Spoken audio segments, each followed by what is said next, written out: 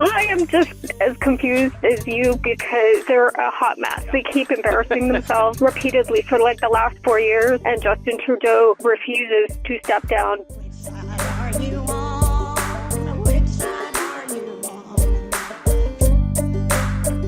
We do have a caller on the line, so let's go ahead and bring them on the air. This caller is from a 647 area code. 647 area code, what's your name and where are you calling from?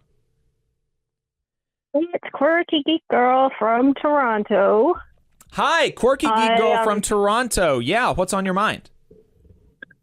A little light in the tunnel of the port strike that was sent back. I just did a little bit of looking up. And they will be fighting it in the courts because we do actually have a right to strike and collective bargaining in Canada. So the last time that happened, it actually got overturned by the Supreme Court. So the fight is not over and it will end up in the courts. So that's a little bit of light that it's not over and won't be stuck with binding arbitration. But yeah, we just had another strike start up yesterday with the post office, and their strike 6 years ago ended with back to work legislation and forced arbitration. I do not remember what the end result was, but it's just this constant cycle. The Liberals are not super great with labor. They don't really have a union base. The party that supports unions is the New Democratic Party, or NDP.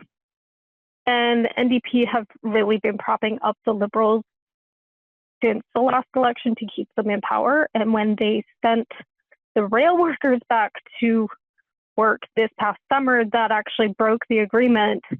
And so the whole country has been just like waiting to see when the pin is really going to be pulled on our next election, because it has to happen before the fall next year. But it can literally, especially with this latest back to work legislation, could force a no confidence vote. And we would have an election probably by the first couple weeks of January if that was to happen, which would really suck because conservatives would decimate. Yeah, that would be even worse for labor in this country. So that would be my assumption. I don't know much at all about Canadian politics, but just based on my experience in American politics, that would be my assumption.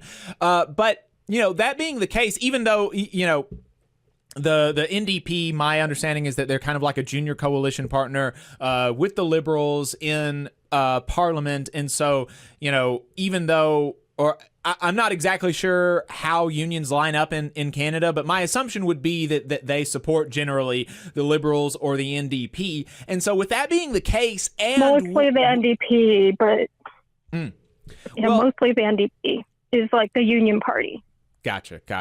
Well, so with that being the case, why is the Liberals, because the Liberals need the NDP to be able to maintain control of the government, why are they attacking the unions with these kind of back to work demonstration or back to work legislation? I am just as confused as you because it's like they're a hot mess. Because they keep embarrassing themselves repeatedly for like the last 4 years, and Justin Trudeau refuses to step down, so much so it may have caused his impending divorce. Wow. You just saw a clip from the Valley Labor Report. We are live every Saturday morning from 9:30 a.m. till 12:30 p.m. And we pride ourselves on keeping all of our content free to everybody so that we can talk to as many working folks as possible. If you support the work that we're doing, you think that it's important, you think that it's good, then consider making a monthly contribution to the project, and you can do that on our website, tvlr.fm.